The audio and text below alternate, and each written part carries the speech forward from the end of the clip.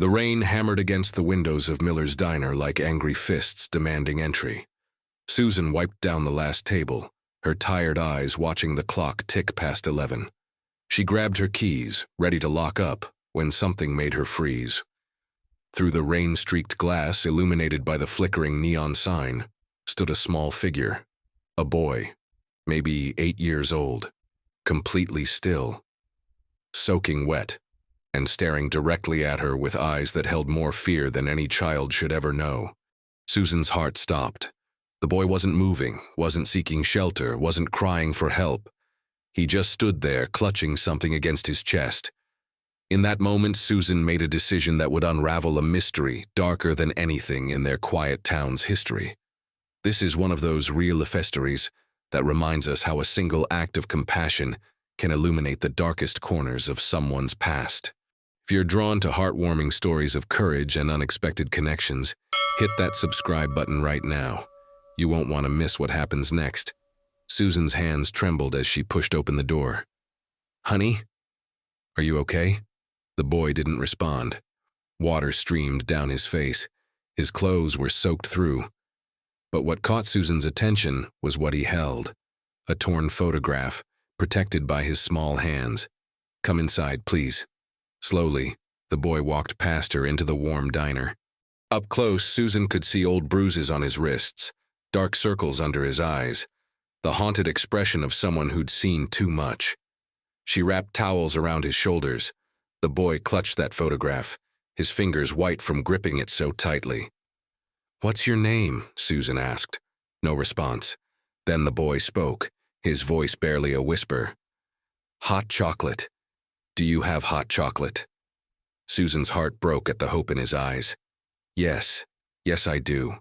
As Susan made the drink, she studied him. He sat perfectly still, that photograph pressed against him. She added extra marshmallows and brought it over. The boy's hand shook as he reached for it. Susan noticed they were scraped raw. He took a sip and his shoulders relaxed slightly. "I'm Susan, you're safe here." The boy nodded but stayed silent. Susan's eyes drifted to the photograph. It showed the boy smiling, standing next to a man. But the man's face had been violently torn away. What kind of child tears up a photo of their own parent? "I need to call the police, they can help find your family." The boy's eyes went wide with panic. No police, please. Don't let them find me." Susan called the local station. Officer Martinez said they were tied up with an accident and asked if she could keep the boy safe overnight. She agreed. "What's your name?" Susan tried again. The boy pulled open his jacket collar. There, sewn into the lining, was a name tag. Samuel. Samuel. That's a good name. Susan led him upstairs to her apartment. Within minutes, the exhausted child was asleep on her couch, still clutching that photograph. Susan opened her laptop and searched missing children reports. 3 towns over, she found something. An 8-year-old boy disappeared 2 days ago. But the missing boy had blonde hair. Samuel had dark hair. Was his appearance deliberately changed? At dawn, Samuel was already awake, staring at his photograph. Susan made breakfast and he ate hungrily. "Samuel, are you running from someone?" The boy looked at her with startling intensity. "My dad. He's not my dad. Not really. James will explain everything. James has been looking for me." Before Susan could respond, the diner bell chimed. A man stood in the doorway, exhausted and desperate. When his eyes landed on Samuel, his face crumpled with relief. Samuel. Thank God. Samuel seemed caught between fear and relief. Susan stepped between them. "Who are you?" "James Morrison, Samuel's uncle." He showed his ID and legal documents. "I've been trying to find him for 2 days." Susan gestured to a booth. "Explain." "My brother David is Samuel's father. 5 years ago, he witnessed a serious crime and entered witness protection.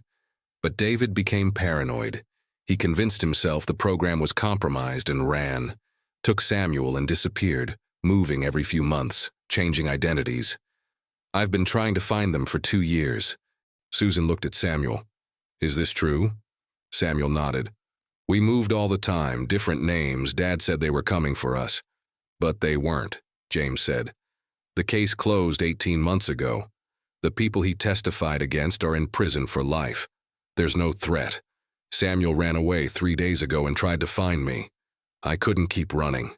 Samuel said quietly. I couldn't keep being so afraid. If there's no threat, why does Samuel seem scared of you? Susan asked. Because I look exactly like his father. We're twins. Samuel associates our face with fear. Samuel spoke up. Uncle James is different. He uses the old words from before. He used to call me Sammy the Brave. James's eyes filled with tears.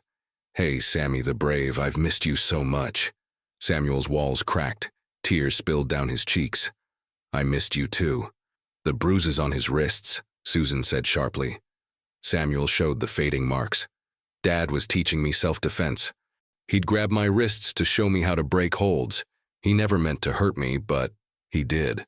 Dad wasn't bad, Samuel said. Just so scared.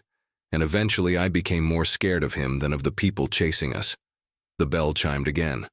A man who looked exactly like James stood in the doorway, but more gaunt, more wild-eyed. Samuel, David Morrison said, voice shaking. Come here. We have to go. Samuel didn't move. David, James said. It's over. There's no one chasing you. The threat ended 18 months ago. You don't understand, David said, eyes darting. They'll never stop. They're in prison, James said firmly. Federal prison. Life sentences. Samuel stood and walked slowly toward his father. Dad, Samuel said steadily.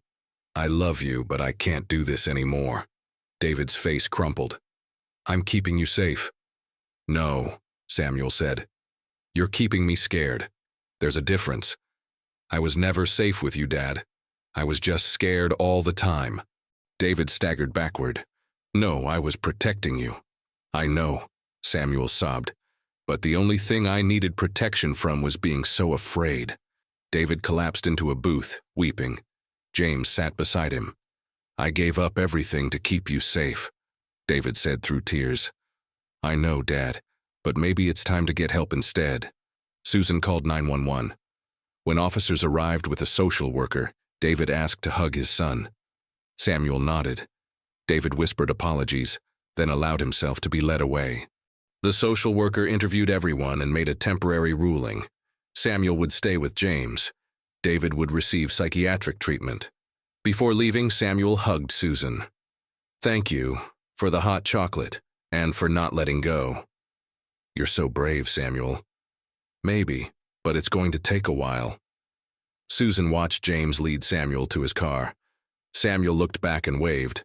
Susan waved back, knowing she'd changed this child's life. These hopeful journeys of resilience remind us that even the darkest circumstances can't extinguish the human spirit.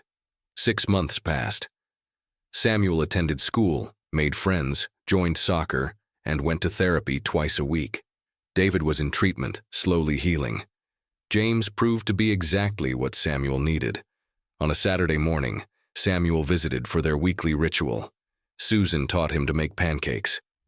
Miss Susan, I have to tell you something. He pulled out a paper. We had to write about someone who changed our life. I wrote about you. The title read, The Person Who Saved Me. You taught me that not everyone is dangerous, that some people just help. My dad forgot that, but you reminded me. Susan knelt to his level. You taught me that courage is being terrified and doing the brave thing anyway. That's the bravest thing I've ever seen. Samuel hugged her warmly. Dad's doing better. Maybe in a few months I can visit him. How do you feel about that? Scared, but also hopeful. Maybe we can try again, something new. As Samuel and James shared the pancakes he'd made, Susan reflected on that rainy night. Sometimes the bravest thing we can do is trust someone. Sometimes the greatest gift is simply showing up. Samuel looked up and waved. That simple gesture contained gratitude, trust, and the promise of a future neither could have imagined. That's what heartwarming stories teach us. That we all have the power to change someone's world. That the most extraordinary heroism happens in the quietest moments. Samuel's past had come to light, but now he was building a future, one brave step at a time. If this story touched your heart, share it with others. Subscribe for more real-life stories celebrating human resilience. Hit that like button if you believe in second chances. Remember, you never know when a simple act of kindness might be exactly what someone needs to find their way home. Because sometimes, the most important thing we can do is be present. That's how hope survives. That's how healing begins. One kind gesture at a time.